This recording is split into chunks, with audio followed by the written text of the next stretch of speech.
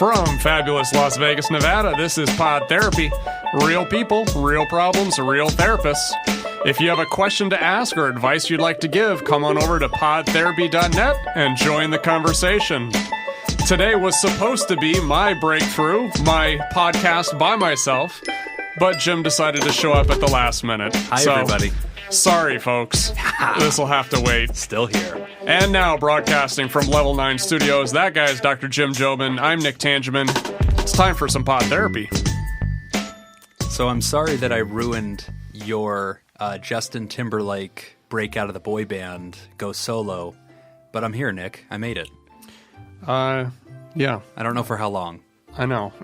So for the listener, this was supposed to be, well, it wasn't supposed to be.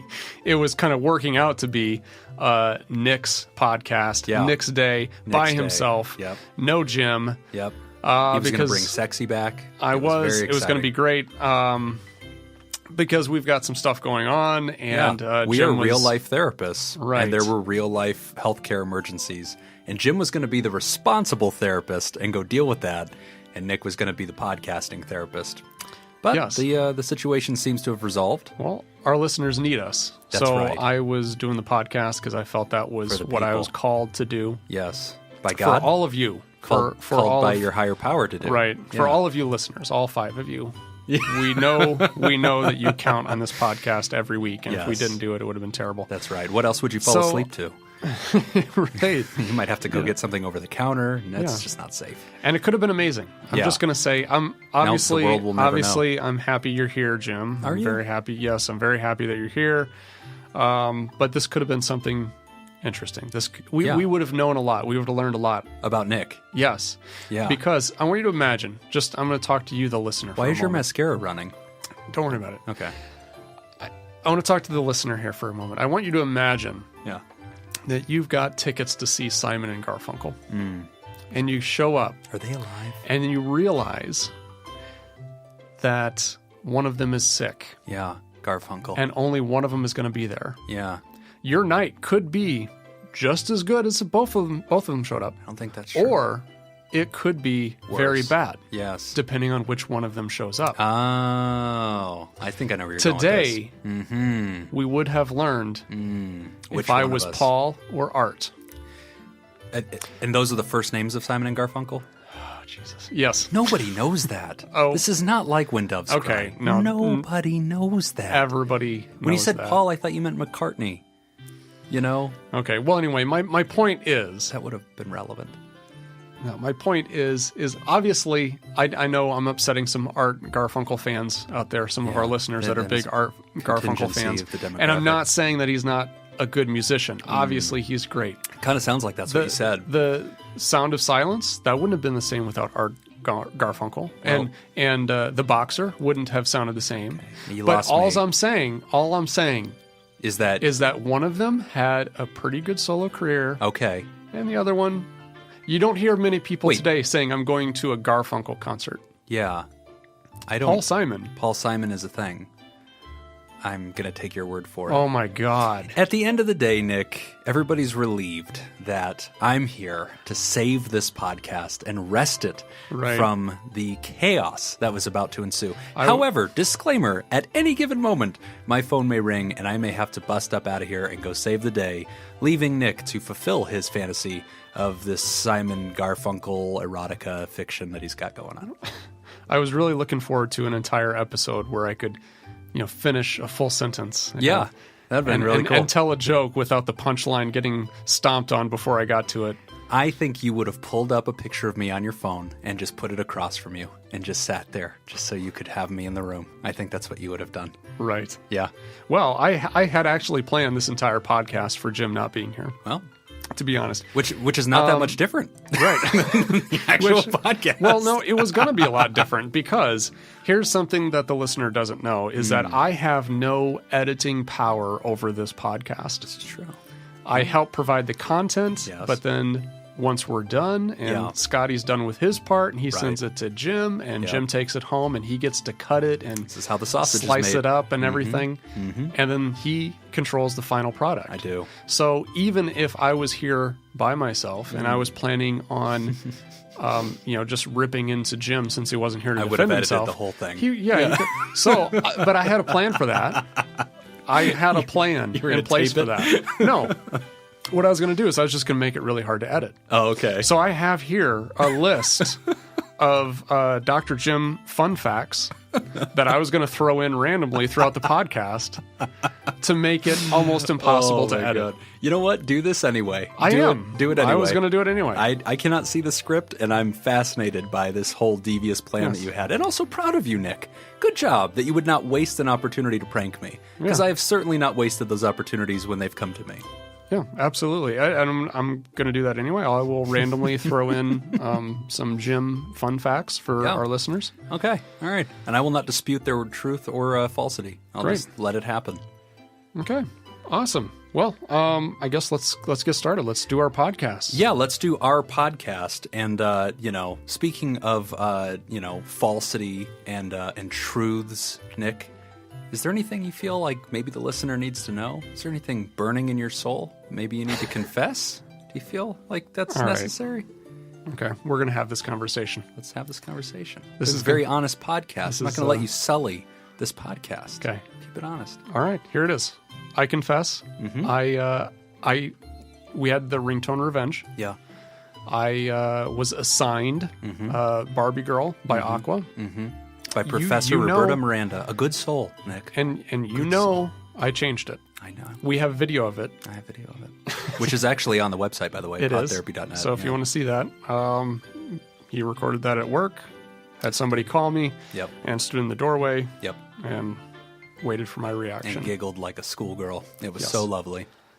And I did that for a good 4 days. Yep. And then I changed it back to Prince. I did not go the full week. He did not. As I was supposed to. That's right. That's right, Nick. You did not. So let the record show, okay? You owe 3 days to ringtone revenge. So the next time that you get punished, you have a debt of 3 days that you owe the universe. And that gasping sound you heard was the listeners, Nick. You've lost credibility, okay? Now they're like, can we believe anything this guy says? No, you can't. Don't believe Nick.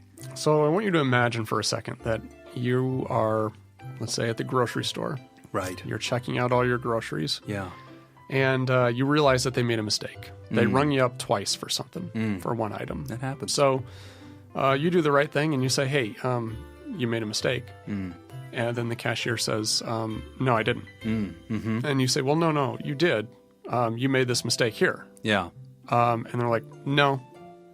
And then you say, no, look in the bag. And they say, no, you must have taken it out.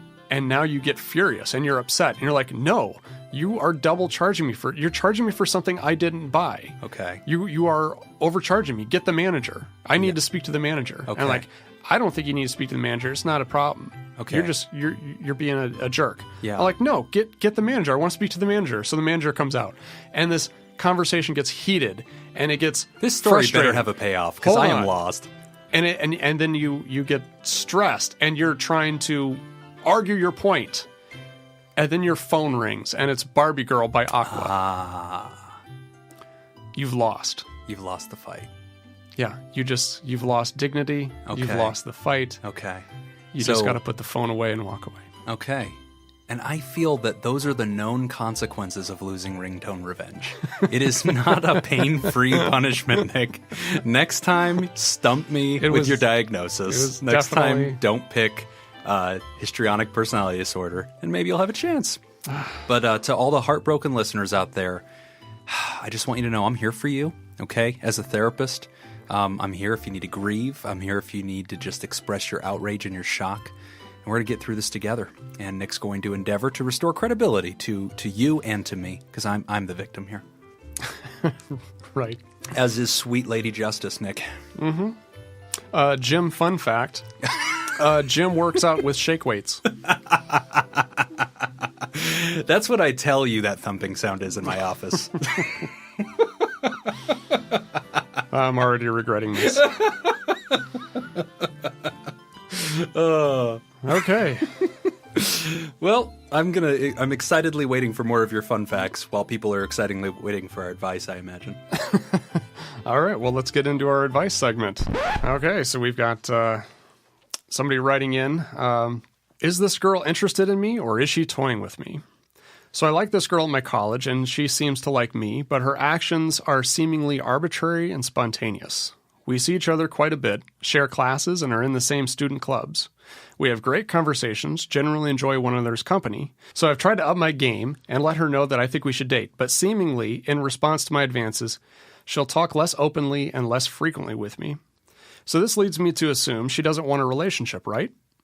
Fine, I get it, no harm, no foul. When I feel she doesn't want a relationship, I interact with her more as a friend and I stop flirting. But then she starts flirting with me so much more. In fact, take a look at the list below.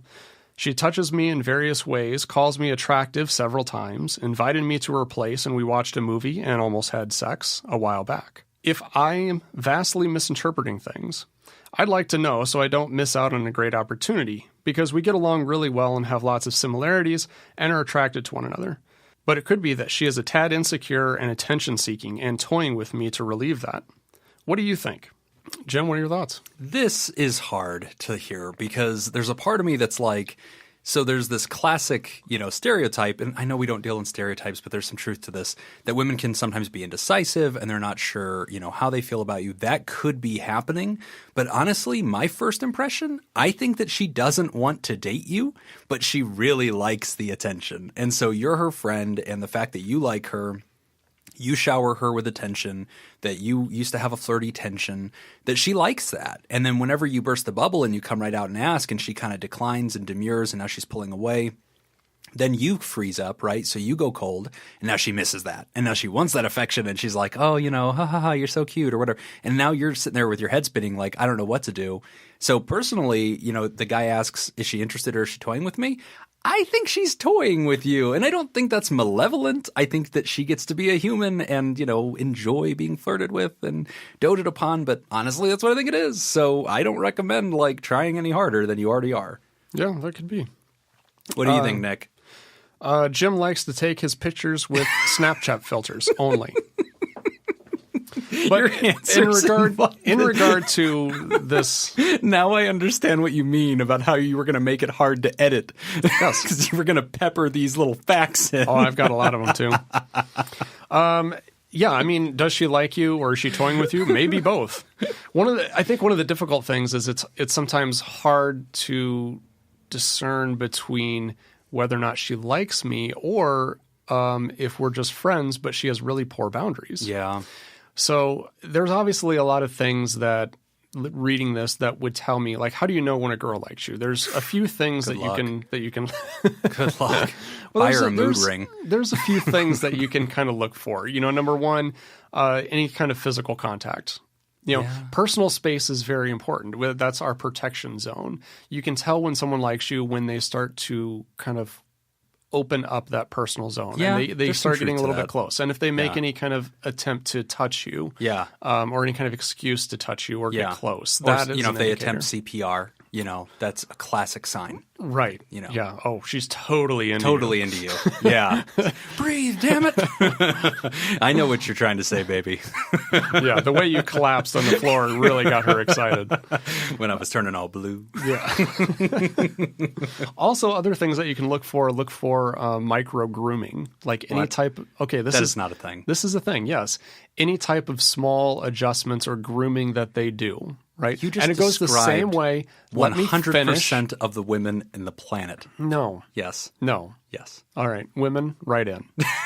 To Nick. We have two guys here debating what women do. Don, why aren't you on the show? Women, write in. But this is the thing. I swear by this. Okay.